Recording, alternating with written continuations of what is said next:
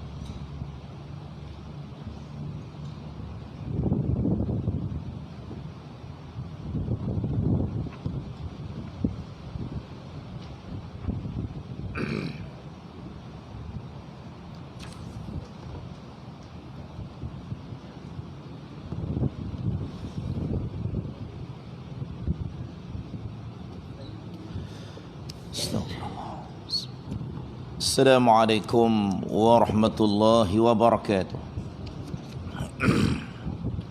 A'udzu billahi as-sami'il 'alim minasy syaithanir rajim. Bismillahirrahmanirrahim. Alhamdulillahilladzi akramana bi ni'matil Islam wal iman. وأنعمنا بنعمة استقامة والثبات على صراطه المستقيم. أشهد أن لا إله إلا الله وأن محمدا عبده ورسوله وصفيه وخليله أرسله الله إلى العالم كله بشيرا ونذيرا وإلى الناس كافة وعلى آله وأصحابه ومن دعا بدعوته واستنى بسنته إلى يوم الدين. قال سبحانك لا علم لنا إلا ما علمتنا إنك أنت العليم الحكيم. اللهم فقهنا في الدين اللهم فقهنا في الدين وعلمنا التأويل واهدنا إلى صراطك المستقيم. أما بعد.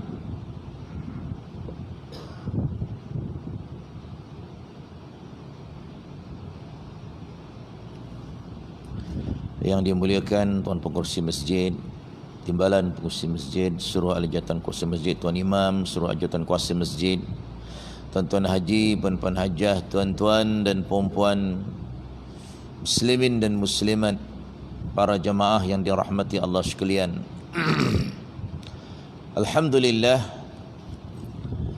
pertama-tamanya dan selama-lamanya marilah kita bersama-sama merafakkan setinggi-tinggi kesyukuran kepada Allah Subhanahu wa taala, kerana kita masih lagi diberikan peluang dan kesempatan oleh Allah Subhanahu wa taala untuk terus mengecapi dan menikmati nikmat penghidupan. Lebih-lebih lagi diberikan peluang oleh Allah untuk mengecapi nikmat penghidupan di bulan Maulidur Rasul, di bulan kelahiran baginda Rasulullah sallallahu alaihi wasallam. Dan alhamdulillah pada malam ini kita dah berada pada malam yang ke-16 Rabiul Awal. Kita bersyukur kepada Allah Subhanahu wa taala, peluang demi peluang dianugerahkan oleh Allah kepada kita untuk kita berusaha semaksimal mungkin dengan tekad dan azam kita. Bermula daripada bulan kelahiran baginda sallallahu alaihi wasallam ini, yang pertamanya kita memperbanyakkan selawat ke atas Nabi sallallahu alaihi wasallam. Seterusnya untuk kita sama-sama berusaha beramal dengan segala sunnah Rasulullah sallallahu alaihi wasallam yang kita sudah sedia maklum. Moga-moga dengan tekad niat kita itu, segala amalan sunnah Rasulullah yang kita laksanakan pada bulan ini dapat kita teruskan pada bulan-bulan yang lain sehingga kita dipanggil oleh Allah Subhanahu wa taala insya-Allah. Dan alhamdulillah Sebentar tadi kita diberi peluang oleh Allah Subhanahu wa taala dengan hidayah taufiknya, sama-sama kita beramal dengan sunnah Rasulullah sallallahu alaihi wasallam, dapat menunaikan solat fardu maghrib secara berjamaah. Taqabbalallahu minna wa minkum ya karim.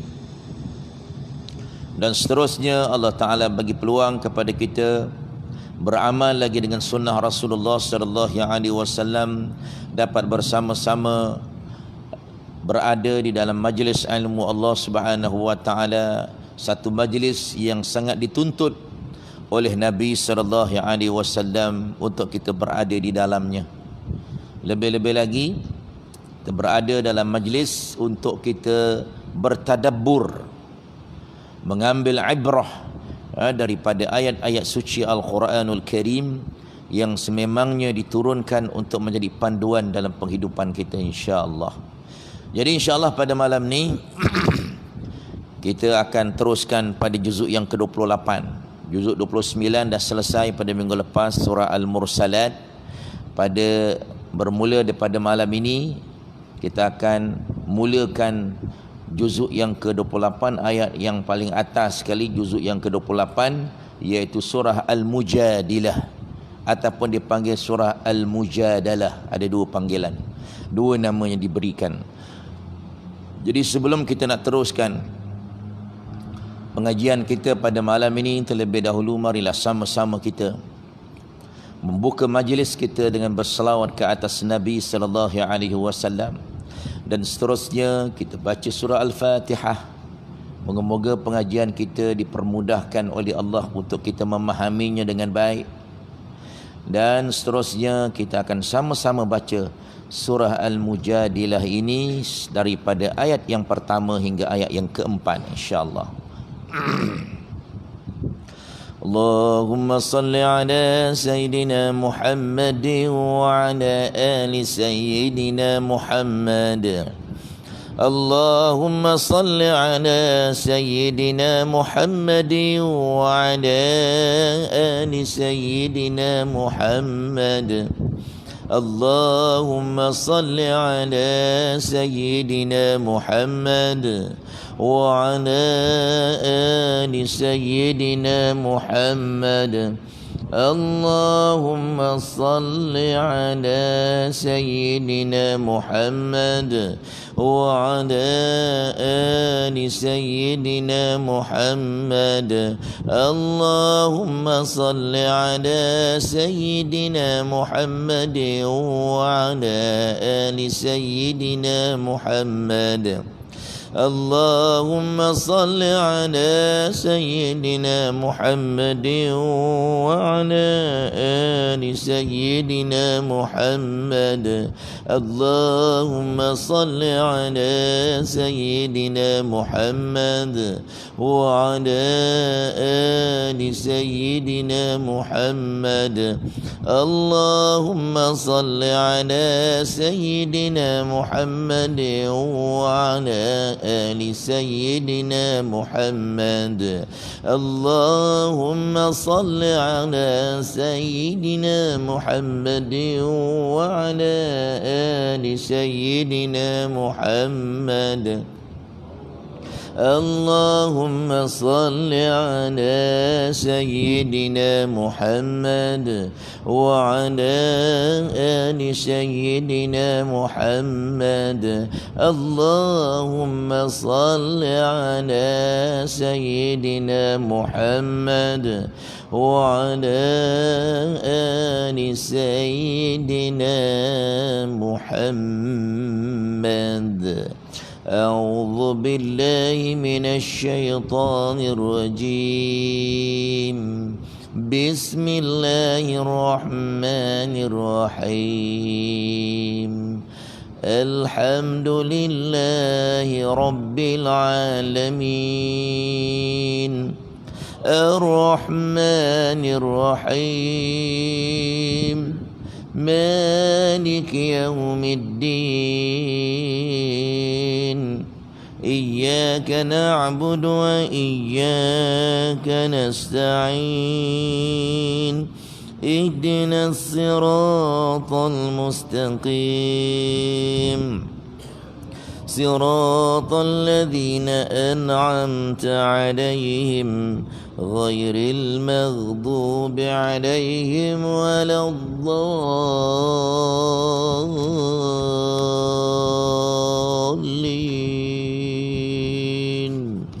آمين.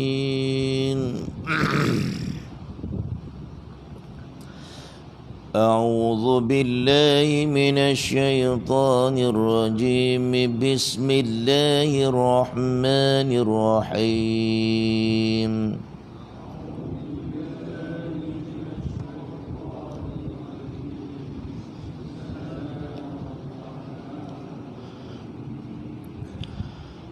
قد سمع الله قول التي تجادلك في زوجها وتشتكي إلى الله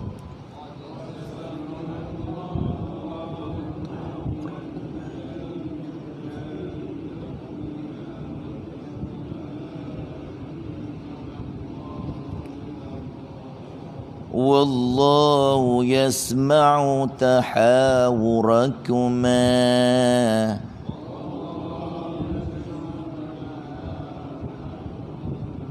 إن الله سميع بصير.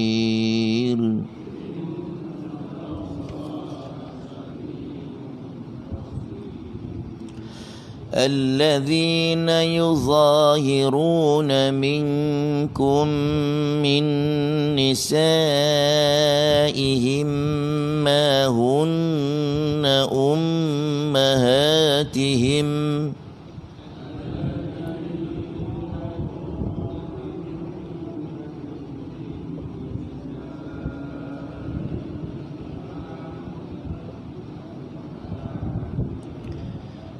إن أمهاتهم إلا اللائي ولدنهم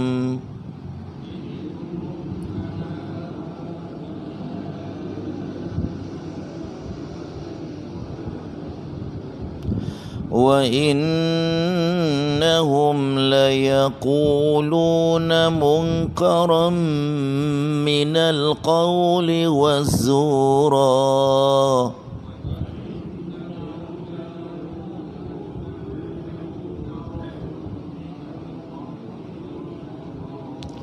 وإن الله لعفو غفور.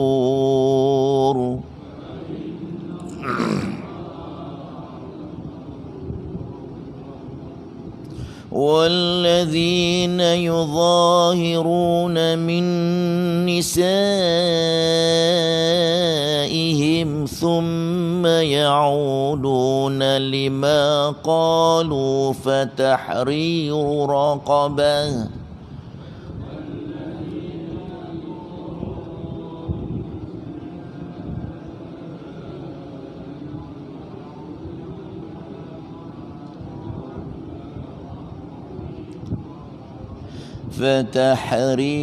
رقبة من قبل أن يتماسا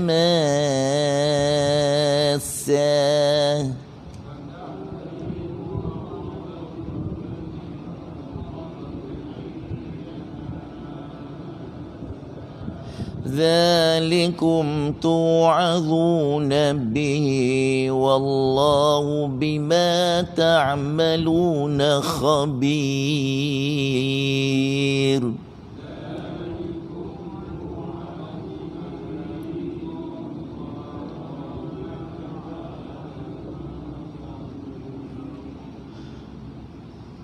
فمن لم يجد فصيام شهرين متتابعين من قبل أن يتماسا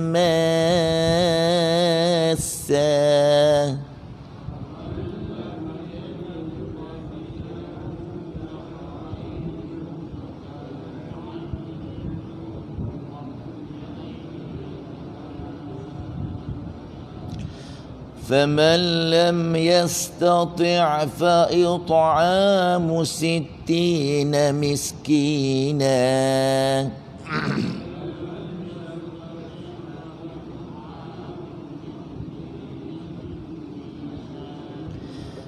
ذلك لتؤمنوا بالله ورسوله وتلك حدود الله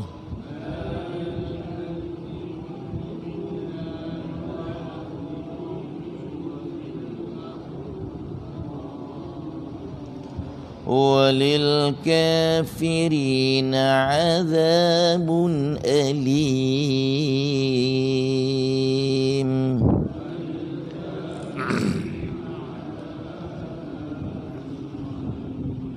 صدق الله العظيم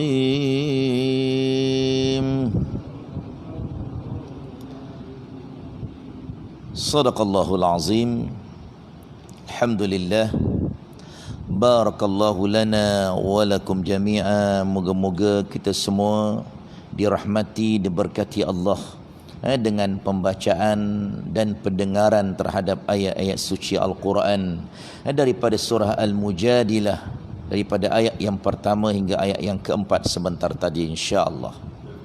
Tuan-tuan dan puan-puan, muslimin dan muslimat yang dirahmati Allah sekalian, surah ini surah juzuk yang ke-28. Di antara surah-surah yang dipanggil surah Madaniyah, surah-surah yang diturunkan oleh Allah Subhanahu wa taala di Madinah Al-Munawwarah selepas penghijrahan Rasulullah sallallahu alaihi wasallam daripada Makkah Al-Mukarramah ke Madinatul Munawwarah. Baru ni kita belajar yang lepas-lepas daripada juzuk ke-30, 29, 30, semua ayat-ayat Makkiyah sebelum Nabi berhijrah dan para sahabat. Juzuk yang ke-28 ini dah mula dah. Di antaranya banyak surah-surah ini kita akan jumpa surah yang diturunkan di Madinah Al-Munawwarah selepas daripada berlakunya penghijrahan Rasulullah sallallahu alaihi wasallam dan orang Islam ke Madinah Al-Munawwarah. Surah ini, surah Al-Madaniyah ni tuan-tuan dan puan-puan, surah yang memfokuskan, dia tidak sama dengan surah Makkiyah. Makkiyah memberi penekanan kepada akidah, kepada keimanan, kepada ketauhidan. Pasal di Mekah orang menyembah berhala. Bila dah pergi ke Madinah, yang pergi itu semua orang Islam yang memang dah yakin kepada Allah Subhanahu wa taala, sanggup tinggalkan anak isteri yang tidak beriman, sanggup tinggalkan mak bapak, kekayaan, hingga sanggup sehelai sepinggang meninggalkan semua harta dia semata-mata kerana Allah dan Rasul. Jadi memang dah beriman dah. Jadi Allah Ta'ala tak fokuskan lagi tentang keimanan. Ayat Madaniyah merupakan ayat selepas Nabi memegang tampuk pemerintahan, selepas Nabi menjadi ketua kerajaan, menjadi Perdana Menteri ataupun Presiden. Jadi ini ayat-ayat Madaniyah, ayat yang berkisar berkaitan berkenaan dengan hukum hakam, yang berkaitan tentang perundangan, yang berkaitan tentang ibadat.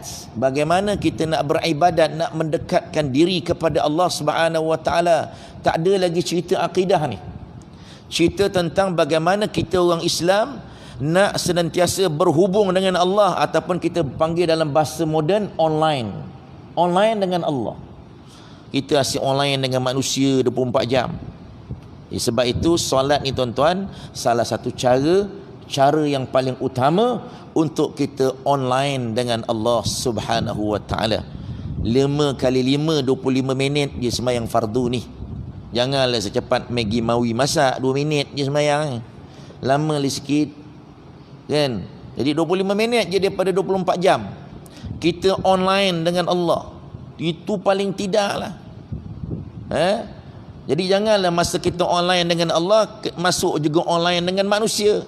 Masuk WhatsApp manusia juga. Masuk Instagram manusia juga, tengah-tengah online ni. Jangan. Tolonglah. Jadi surah-surah Madaniyah, surah nak memfokuskan bagaimana kita nak online dengan Allah, bagaimana kita nak bermunajat kepada Allah, bagaimana kita nak mengeratkan hubungan kita, hablum minallah, hubungan kita dengan Allah Ta'ala. Tuan-tuan, kalau kita jaga hubungan kita dengan Allah, hablum minallah, automatically hubungan kita dengan manusia Allah Ta'ala akan permudahkan kita untuk berbaik dengan manusia. Tapi kalau kita ada masalah dengan Allah, memang hati kita jadi hati yang tak baik. Hati tak baik, dia akan jadi masalah dengan manusia. Pasal apa? Dia asyik online dengan manusia je. Hubungan dengan Allah dia tak jaga. Dengan cara salat. Salat adalah merupakan satu-satunya cara yang paling utama bagaimana kita nak mendekatkan diri bertakarub kepada Allah Subhanahu wa taala. Surah ini tuan-tuan dan puan-puan dinamakan dengan surah Al-Mujadilah. Kenapa dinamakan dengan surah Al-Mujadilah? Kerana ambil daripada ayat yang pertama ada perkataan tujadiluka. Jadi Al-Mujadilah ni tuan-tuan asal daripada perkataan bahasa Arab jadala yujadilu mujadalatan. Apa makna jadala? Berbahas. Ini dalam bahasa Indonesia ni mengajukan gugatan. Allahu Akbar. Tak benda gugatan ni. Bukan mengugut, tidak. Suka nak bersoal jawab. Kerja nak mangkang je. Kerja nak lawan cakap je. Itu makna mujadilah. Al-mujadilah orang perempuan. Al-mujadalah orang mujadalah tu makna perdebatan ataupun perangai suka bersoal jawab dengan orang, walaupun tu perkara kebaikan. Kerja nak mantah, kerja nak mangkang aja. Itu mujadalah. Al-mujadilah ni cerita pasal seorang perempuan yang mengadu hal kepada Nabi SAW tentang suami dia.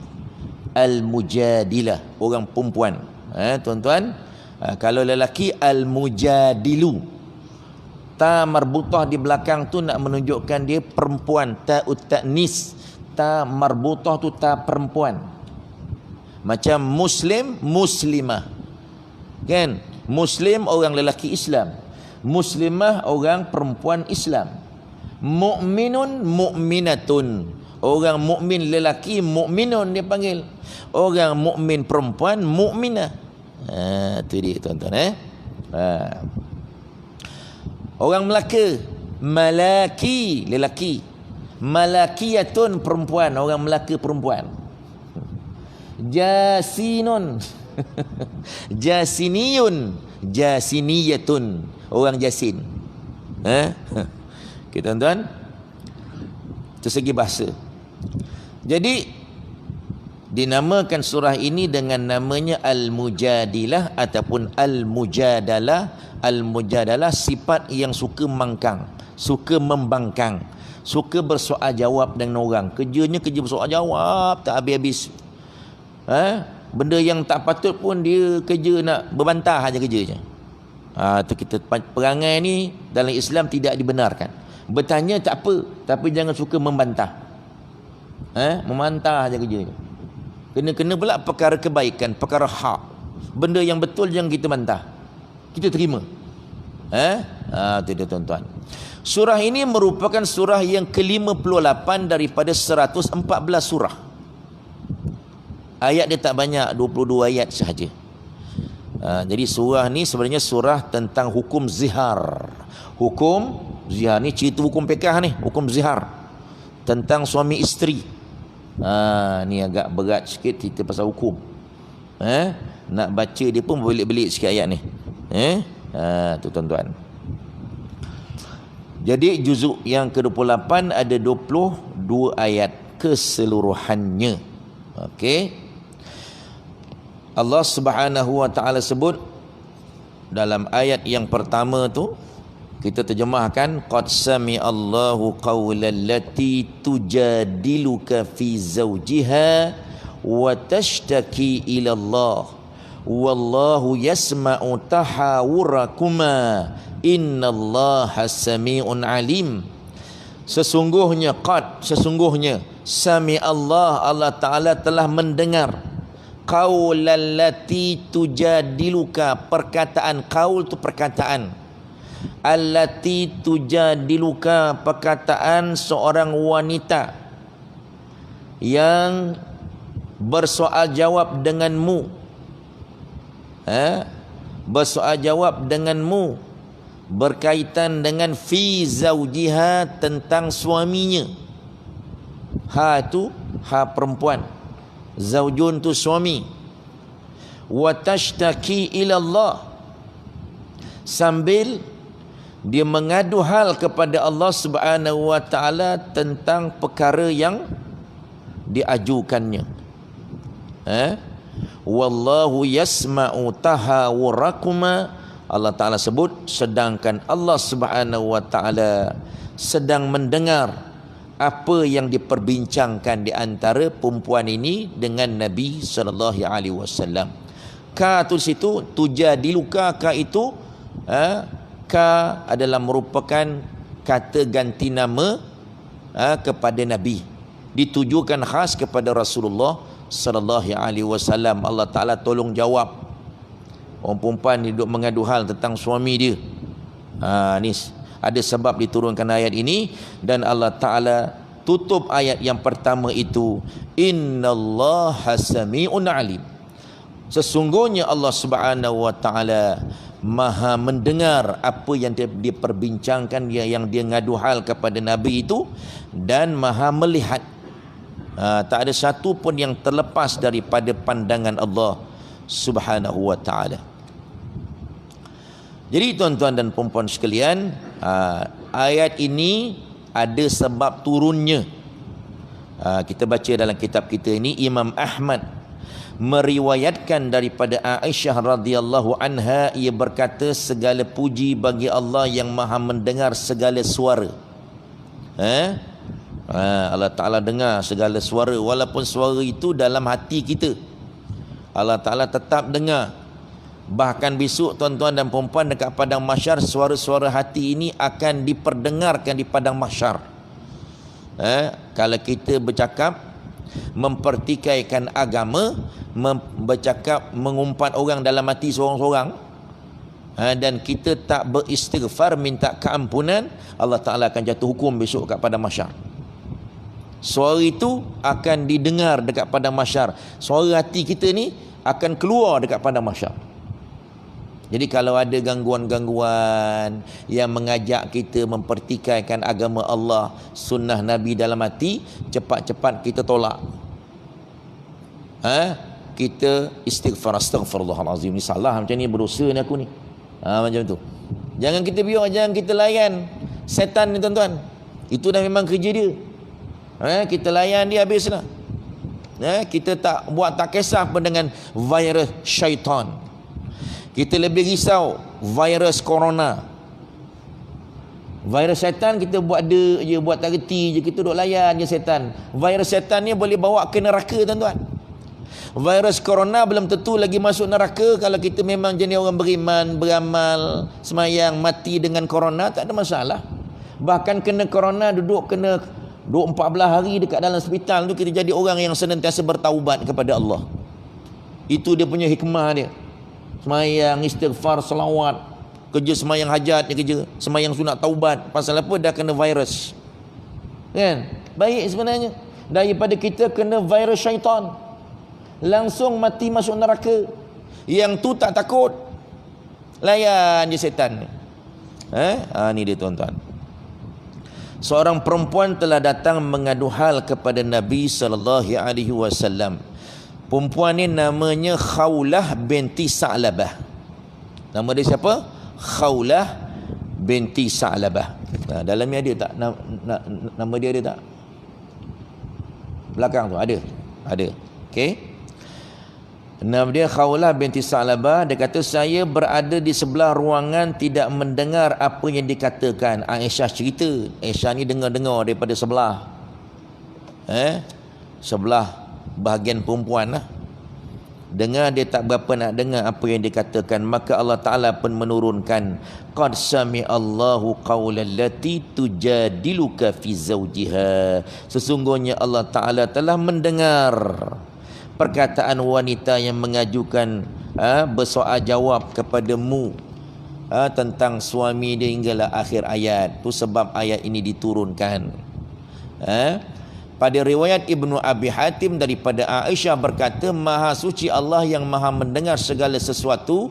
Sesungguhnya saya telah mendengar sebahagian saja ucapan Khawlah binti Sa'labah ini ketika mengadukan suaminya kepada Rasulullah sallallahu alaihi wasallam, tetapi sebahagiannya tidak lagi didengar olehku, kata Aisyah. Didengar sebahagian dia. Dia berkata, wahai Rasulullah, suamiku telah memakan hartaku, telah menghabiskan masa mudaku, dan aku telah melahirkan anak untuknya, tetapi setelah umurku menua, bila dah tua, aku dah tak melahirkan anak lagi, dia ziharkan aku pula. Ya Allah, aku mengadu kepadamu. Masa kecil-kecil bukan main lah isteri ni. Dah lahirkan anak ramai pula tu, 12 orang, 14 orang. Kan, macam-macam lagi jaga masa muda. Harta dia pun kata dia suami dia yang makan. Dia jenis orang yang banyak harta. Dia ni orang kaya, keluarga kaya, suami orang miskin. Harta dia pun suami yang makan. Lepas tu bila dah tua, mudah-mudah je dia ziharkan. Perceraian dengan cara zihar. Zihar salah satu bentuk perceraian, tuan-tuan. Okey. Aisyah berkata, dia belum berganjak sehingga Jibril turun dengan ayat ini. Sesungguhnya dia tak berganjak lagi. Lepas tu Allah Ta'ala turunkan ni, barulah dia berganjak. Sesungguhnya Allah Ta'ala telah mendengar wanita yang memajukan persoalan kepada Nabi ini tentang suaminya. Aisyah berkata suaminya ialah Aus bin As-Samit. Aus bin As-Samit.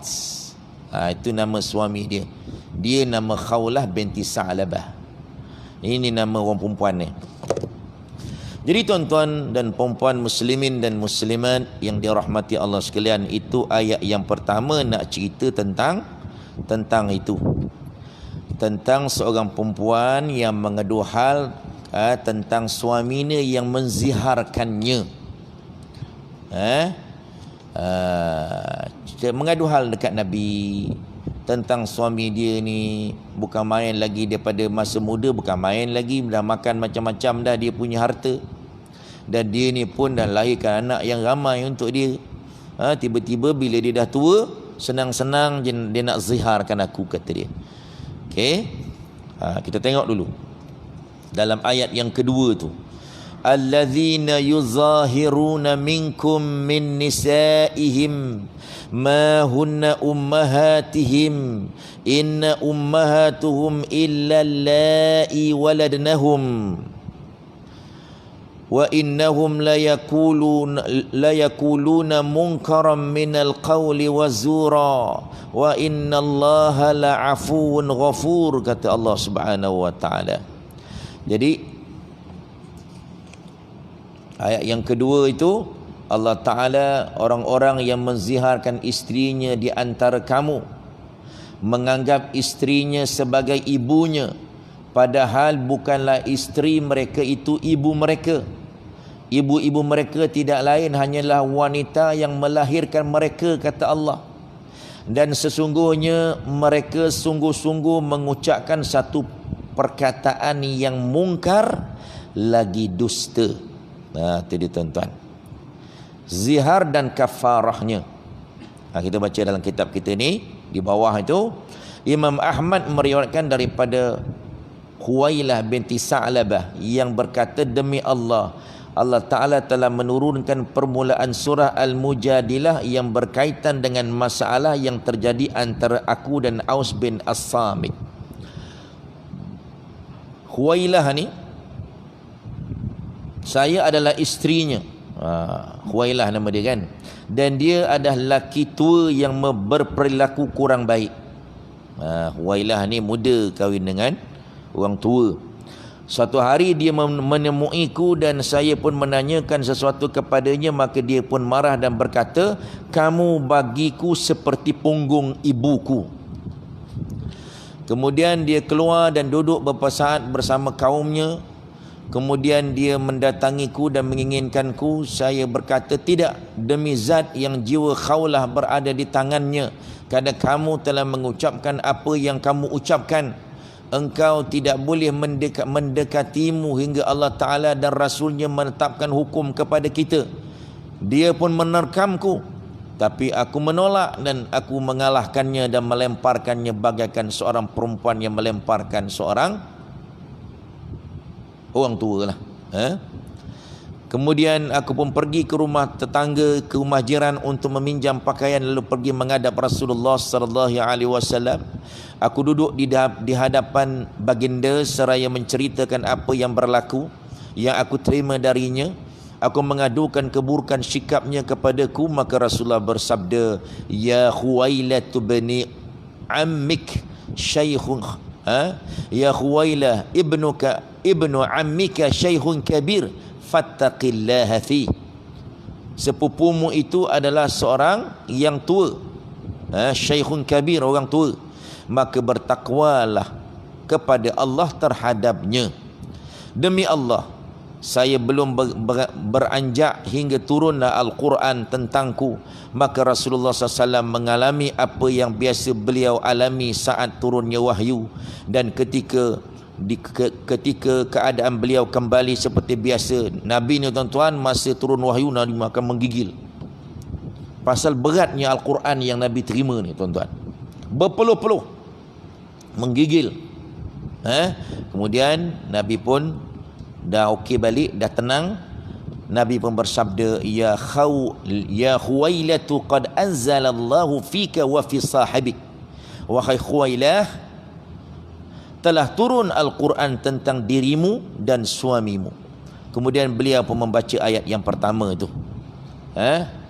Jadi perintahkan kepadanya dan kemudian sehinggalah firman walil kafirina azabin alim, dan bagi orang-orang kafir ada siksaan yang sangat pedih. Rasulullah pun bersabda kepadaku, perintahkan kepadanya untuk memerdekakan seorang budak, seorang hamba. Saya menjawab, wahai Rasulullah, dia tidak ada sesuatu pun yang boleh digunakan untuk memerdekakan seseorang. Maka beliau bersabda, falyasum syahraini mutatabi'ain.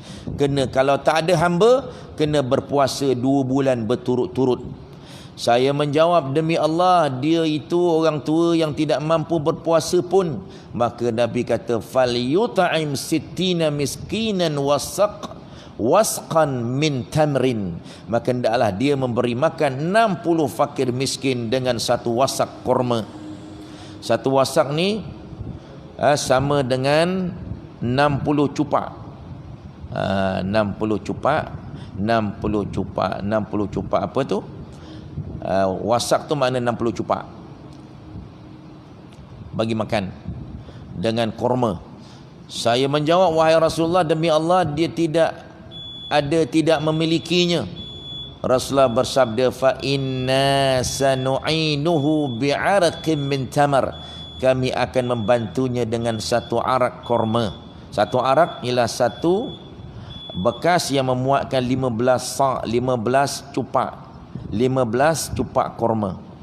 Itu dia tuan-tuan. Saya berkata lagi, saya akan membantunya dengan 1 bekas lagi. Beliau bersabda, faqad asabti wa ahsanti fazhabi fatasaddaqi bihi anhu summa tawsi bi ibni ammika khaira. Baguslah, pergilah sedekahkanlah untuknya, lalu berikanlah nasihat yang baik kepada sepupunya itu. Huwalah berkata, maka saya pun melakukannya. Okay, azan dulu.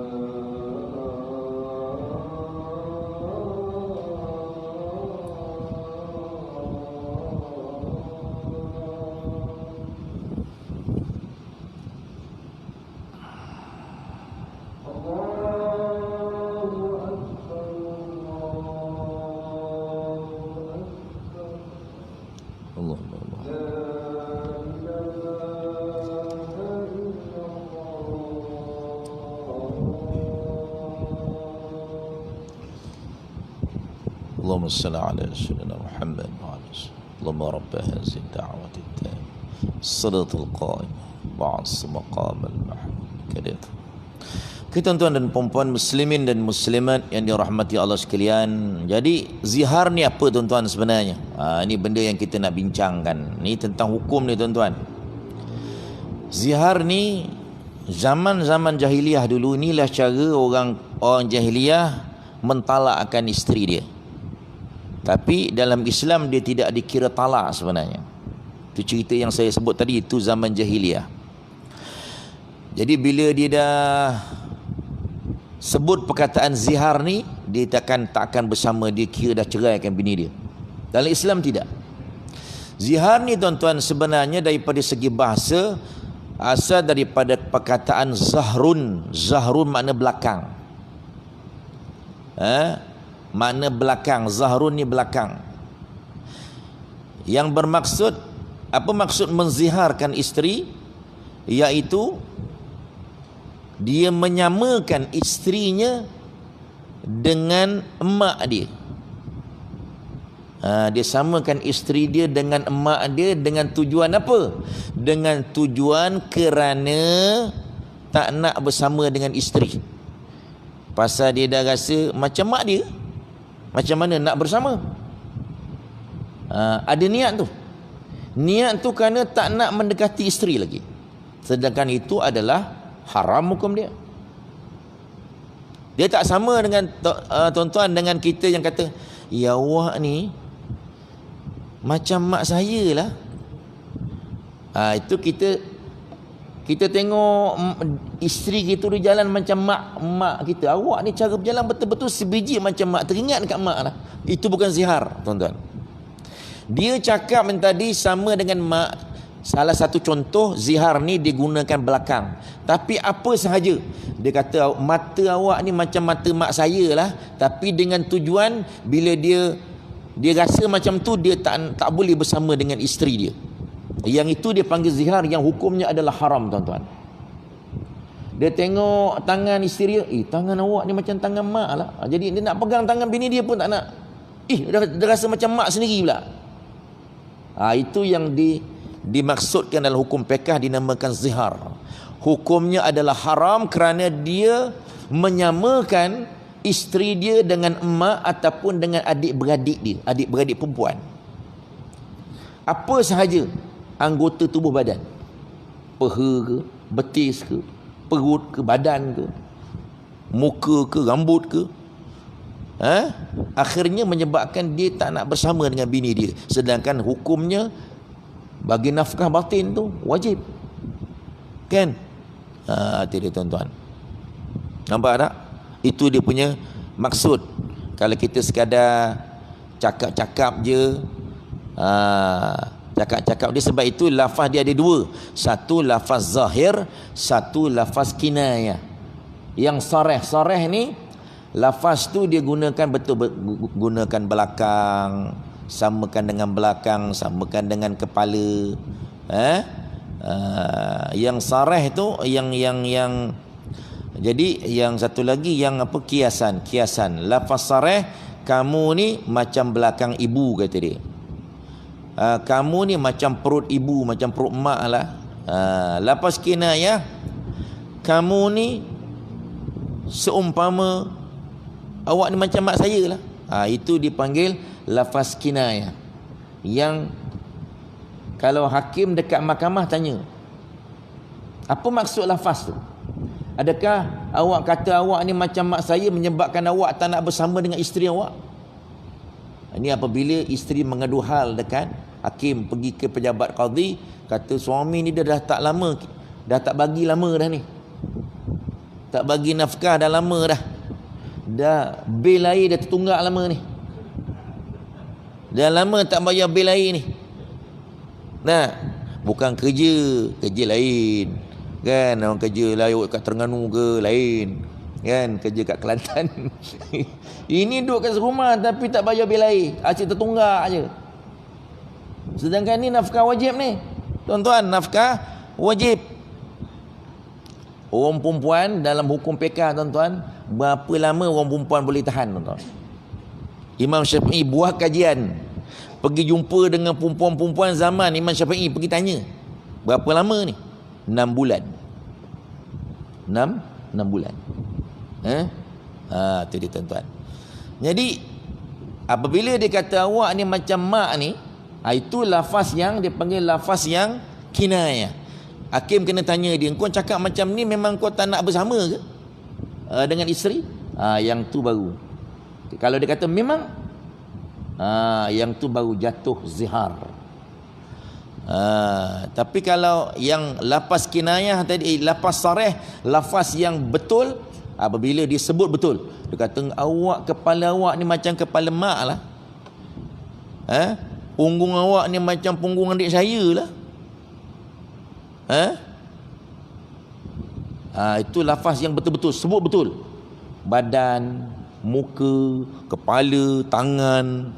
Tapi dia sebut itu kerana apa? Niat dia kerana tak nak bersama, pasal dia tak nak bayar bil tadi. Yang itu baru jatuh zihar. Tapi kalau dia saja-saja cakap je, pasal mak dah lama tak ada, bila berkahwin dengan isteri ni, isteri dia pula muka lebih kurang dengan mak dia pula. Tapi bukan menyebabkan dia tak bersama, okey je. Cuma dia tengok mak dia, Allahu Akbar, macam mak dan muka awak. Masak kan, Allah, sebiji macam mak masak lah, kan? Sama, saling tak tumpah. Kan? Itu tak ada masalah.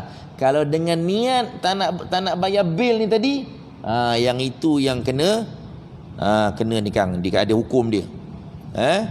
Ni dia tahu. Itu yang dia panggil zihar. Nanti ayat yang seterusnya cerita pasal kafarah. Hukum dia adalah haram, termasuk dalam dosa-dosa besar yang perlu kepada taubat nasuha. Dia macam bukan dosa syirik. Kalau syirik langsung tak diampun oleh Allah. Yang ni dosa besar yang Allah Ta'ala boleh ampunkan, tak kekal dalam neraka buat selama-lamanya. Kalau dosa syirik besar itu yang saya sebut pada pengajian yang lalu, syirik besar tu tuan-tuan perlu kepada mengucap semula pasal dia dah jatuh Islam. Dia menyembah yang lain daripada Allah, jatuh murtad. Kalau setakat jumpa bomo itu belum jatuh murtad. Dia tetap percaya dia semayang tapi jumpa bomo. Itu tak jatuh murtad. Dia tak akan kekal dalam neraka, tidak. Dia boleh masuk syurga last sekali. Lepas dah habis hukuman mandatorinya berapa tahun duduk dalam neraka. Samalah dengan yang ini. Dosa besar, nak boleh terampun dosa ni, nanti kena bayar kafarah, kemudian dia kena minta ampun. Kena bertaubat dengan taubat nasuha. Okey, itu makna zihar tuan-tuan. Makna zihar untuk pengetahuan. Kafarah ni nanti dalam ayat seterusnya kita akan sebut. Hukumnya adalah haram. Jadi kita jaga-jaga baik kalau bercakap. Sebab itu Islam sangat jaga percakapan ni. Dalam hubungan suami isteri, jaga-jaga baik. Jadi sahabat ni tadi, nampak dia cerita tadi, sahabiah perempuan, dia kata, tadi suami aku dah cakap sama dengan mak dia, lepas tu dia nak teram pula. Dia pun tolak suami dia, maling kat dinding. Terajang. Dia kuat. Agak dia lebih besar pada suami agaknya. Dia pun terajang, flying kick sekali, tercampak. Jadi Rasulullah marahlah dia. Ayat pun turun beritahu kalau suami ni nak bersama, boleh, syaratnya kena bayar kafarah semula. Pasal dia tadi tak kena tanya suami, dia akan tanya kenapa dia buat macam tu. Tapi tadi suami pada asal cakap macam tu pasal dia marah. Dia tak nak bersama, tak nak bayar bil. Lepas tu tiba-tiba kan dah nak pula, nak bayar bil pula. Jadi boleh kena bayar kafarah. Kafarah nanti kita baca pada ayat ke seterusnya. Boleh tuan-tuan. Itu berkaitan dengan zihar. Dinamakan zihar, ada dalam hukum Islam. Jadi kita kalau sekadar kita cakap menyamakan isteri kita dengan orang-orang yang menjadi mahram kepada kita, yang tak boleh kahwin dengan kita, kalau sekadar menyamakan tanpa niat untuk tak bayar bil, yang itu tidak ada masalah. Boleh faham apa ni bayar bil? Jangan kata apa bahal pula bayar bil ni pula ni. Bayar bil apa pula, bil air ni? Kan? Okey. Itu dia tuan-tuan dan puan-puan sekalian, insya-Allah. Nanti kita akan sambung, akan datang berkenaan dengan kafarah dia, boleh. Pasal kita baru baca ayat, belum baca kafarah dia, kita setakat itu terangkan maksud dia dulu, dan hukumnya adalah haram dan berdosa besar. Bukan dosa kecil, dosa besar. Ini salah satu cara zaman jahiliah untuk suami-suami mentalakkan isteri dia. Tapi dalam Islam tidak dipanggil talak. Okey, dan orang yang menziharkan isterinya ni lah mestilah orang isteri yang belum ditalak dengan talak bain. Apa makna talak bain? Talak tiga. Bukan talak, talak tiga, cerai dengan talak tiga. Kalau dah talak tiga dah tak boleh lagi, kecuali kena apa? Tak pasal-pasal Cina pula yang kena buta. Pasal apa? Kita orang Islam, sama-sama suami isteri, sama-sama Islam, bergaduh, bercerai, Cina kena buta pula. Tak pasal-pasal. Tak tahu kenapa nama Cina buta, wallahualam. Itu istilah dia dalam bahasa kita lah, kan? Makna Cina buta ni apa? Kalau dia nak juga isteri dia yang telah ditalak dengan talak tiga ni tuan-tuan, cara dia boleh, tapi kena bagi isteri kahwin dengan orang lain. Tapi jangan bayar pula. Aku nak kahwin dengan bini aku, tapi aku bayar kau 1 juta. Kau kahwin je, jangan buat apa-apa, kahwin je. Jangan kau bayar bil pula, kan? Jadi tuan-tuan, biar dia, isteri dia rasa suami yang baru tu mana lebih hebat, isteri yang lama ke isteri yang baru ni. Jadi sebab itu Allah Ta'ala suruh dia sama dulu. supaya dia nanti isteri buat pilihan sama ada suami dia boleh nak balik-balik kat suami dia ke ataupun tak. Dia tengok suami dia orang yang soleh lebih daripada yang pertama, lepas tu lebih hebat pula bayar bilnya. Bayar bil selalu lebih. Ini bayar bil asyik kurang je, asyik bayar tak cukup, lepas tu dah tunggak pula tak cukup pula. Allahu Akbar, kan? Itu kiasan, bahasa kiasan dia panggil. Boleh faham Okey, jadi lepas dia dah bersama dengan suami yang baru tu, barulah dia boleh buat pilihan. Kalau suami ni datang, aku nak dekat kau balik dah, aku tak nak dah. Bil asyik tunggak je, lepas tu bayar asyik tak cukup, kan? Dia boleh pilih. Sebab itu dia suruh bersama dulu, lepas tu baru dia boleh buat pilihan. Kalau setakat bayar, itu hukumnya haram. Aku bayar, engkau jangan sama tidur bilik asing-asing. Aku dah bayar 1 juta ni. Kita pun berdosa, yang bagi duit pun dosa, dua-dua dilaknat oleh Allah. La'anallahul muhallilu wal muhallal. Allah Ta'ala melaknat orang yang bagi duit untuk dia nak kahwin balik dengan bini dia, supaya orang suaminya tidak boleh bersama dengan isteri dia tu, bekas isteri dia. Orang yang ambil duit tu pun sama-sama dilaknat oleh Allah Subhanahu wa taala. Boleh faham insya-Allah tuan-tuan Jadi saya itu sahaja insya-Allah untuk kali ini. Kita akan sambung tentang kafarahnya pada pengajian ayat yang akan datang insya-Allah. Itu sahaja. Moga-moga kita dirahmati, diberkati oleh Allah Subhanahu wa taala, dan moga-moga pengajian kita ini memberikan kepahaman kepada kita dan lebih mengeratkan hubungan suami dan isteri untuk membentuk sebuah keluarga yang diradai oleh Allah Subhanahu wa taala, berpandukan sunnah Rasulullah sallallahu alaihi wasallam insya-Allah. Boleh? Ada soalan? Tak ada, tu kan soal tak ada. Tu kan soal tak ada soalan jawabnya. Tak ada. Semua faham. Alhamdulillah. Okey, itu saja. Kita tangguh majlis kita dengan baca surah Wal Asri dan tasbih kafarah. Bismillahirrahmanirrahim. Wal Asri innal insana lafi khusr lilladzina amanu wa 'amilus salihat wa tawassaw bil haqqi wa tawassaw bis sabr. Subhanakallahumma wa bihamdika asyhadu an la ilaha illa anta astaghfiruka wa atubu ilaik. A'udzubillahi minasyaitonir rajim. Bismillahirrahmanirrahim. Alhamdulillahi rabbil alamin, wassalatu wassalamu ala rasulihil amin wa ala alihi wa sahbihi ajma'in. Ya Rabbana lakal hamdu kama yanbaghi li jalali wajhika wa 'azimi sultanik. Allahumma anfa'na bima 'allamtana wa 'allimna ma yanfa'una wa zidna min 'ilmika ya rabbal alamin. Allahumma rzuqna fahman nabiyyin wa hifzal mursalin wa ilhamal malaikatil muqarrabin fil 'afiyati ya arhamar rahimin. Allahumma ja'al jam'ana hadha jam'an marhuma wa tafarruqana min ba'dihi tafarruqan mubarakan ma'suma. Allahumma ja'al jam'ana hadha jam'an marhuma. Allahumma rzuqna mutaba'atan Nabi Muhammadin sallallahu alaihi wasallam awwalan wa akhiran wa zahiran wa batina wa qawlan wa fi'lan wa ibadatan wa amalan salihan. Wa sallallahu ala sayyidina Muhammad walhamdulillahi rabbil alamin. Taqabbalallahu minna wa minkum ya karim. Tuan-tuan, kan lepas solat Isyak kita ada permintaan daripada Haji Adnan kita untuk buatkan tahlil arwah untuk anaknya, arwah anaknya, insya-Allah kita sama-sama.